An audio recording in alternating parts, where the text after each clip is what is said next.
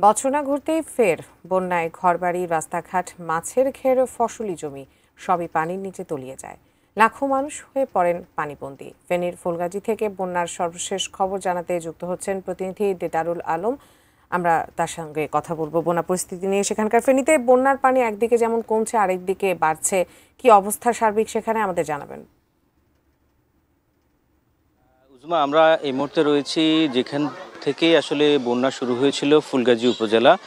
সেখান থেকে কিন্তু পানি নামা শুরু করেছে এবং কিছু কিছু জায়গায় কিন্তু পানি নেমেও গিয়েছে এবং এই পানিগুলো এই মুহূর্তে আস্তে আস্তে করে ছাগলনাইয়া এবং ফেনী সদরের দিকে যাচ্ছে। কিছুক্ষণ আগে কিন্তু ঢাকা থেকে ত্রাণ উপদেষ্টা ফারুকী আজম ফেনী এসেছেন। তিনি এখানকার স্থানীয়রা করছিলেন যে ত্রাণ বিতরণে কিছু অনিয়ম হয়েছিল, তিনি সেটি খতিয়ে দেখছেন বলে জানিয়েছেন। এবং এই যে ফেনীর যে মুহুরীর যে রক্ষা বাঁধ, যে 121 কিলোমিটারের যে বাঁধটি, সেই বাঁধটি নতুন করে বাঁধার বিষয়ে তিনি কিছু পরিকল্পনার কথা জানান।